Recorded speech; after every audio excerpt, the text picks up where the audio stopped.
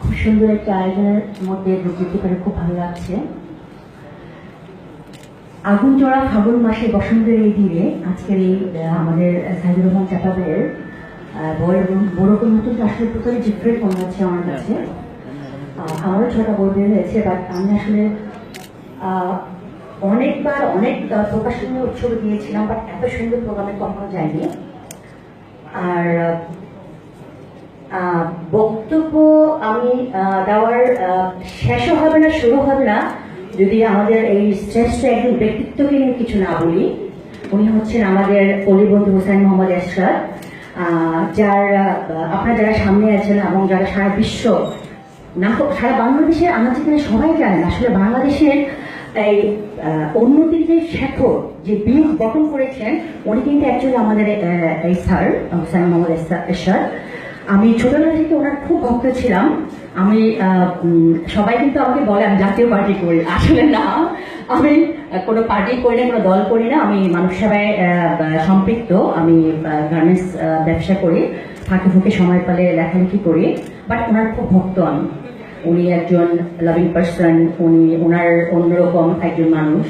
উনি মানুষকে ভালোবাসতে জানেন, উনি মানুষকে ভালোবাসা দিতে জানেন, এবং উনি আপনারা জানেন উনি কবিতাও লেখেন। কবিতা মাঝখানে ওনাকে আমার কবিতার বইও দিয়ে আসছি ওনার অফিসে গিয়ে, উনি পড়েছিল মনে হয়। তো আমি খুবই গর্বিত যে আমার কবিতাগুলি উনি পড়েছেন, আমার হাতে পেয়েছেন।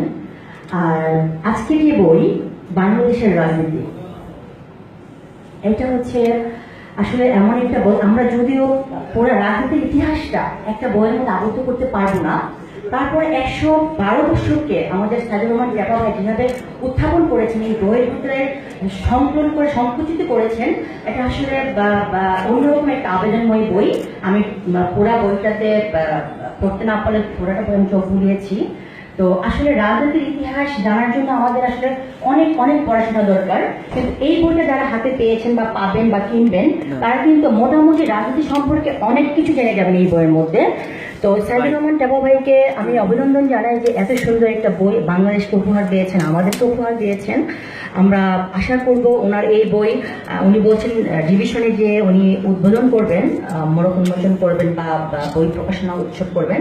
আমি চাই সাইদুর রহমান চাপা ভাইয়ের কাছে আমার আবেদন থাকবে যে উনি দেশের বাইরে, লাইক লন্ডনে আমাদের অনেক বাঙালি থাকেন, সিঙ্গাপুরে আছেন, মালয়েশিয়াতে আছেন, ওখানে যেন করেন, এবং সফর সঙ্গী হিসাবে আমাকে আমিও যাব, আমার বইগুলো সেখানে আমি উপস্থাপন করতে পারবো ওনার সাথে সাথে। তো আরেক ভাই ফার্স্টে যে বক্তৃতা দিয়েছিলেন উনি বললেন একটা বই হচ্ছে একটা পুত্র সন্তান। আমি আসলে একটা বিরোধিতা করলাম, পুত্র সন্তান হবে কেন, সন্তান বলতে পারে। আমরা কি মেয়েরা কি সন্তান হতে কাজ করছি না? আমরা কি ছেলেদের কম কাজ করছি? আমি একটা মেয়ে, আমি মনে করি আমি 100 জন ছেলের সমান কাজ করে যাচ্ছি। আমি সকাল সে 8টায় বের হয়ে রাত্রে 12টায় বাসায় ফিরি।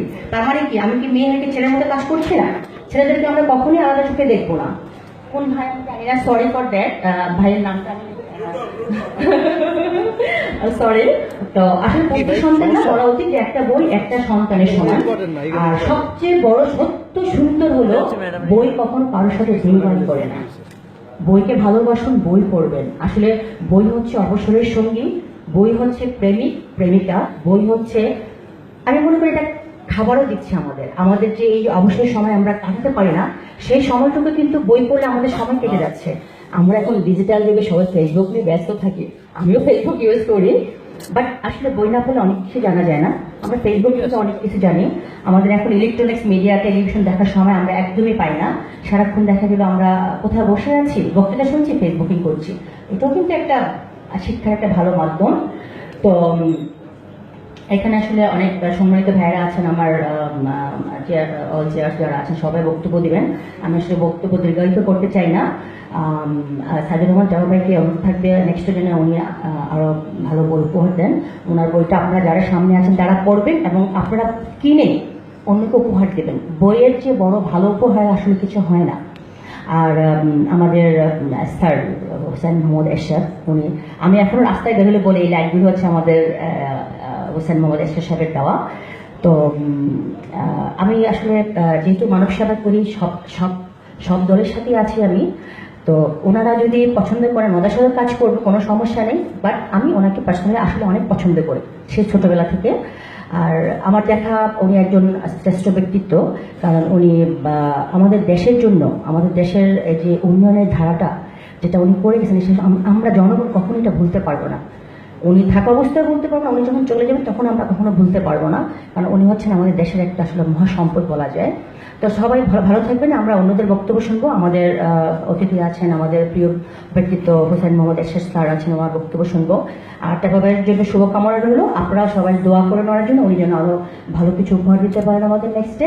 সবাই ভালো থাকবেন। আসসালামু আলাইকুম, ধন্যবাদ সবাইকে।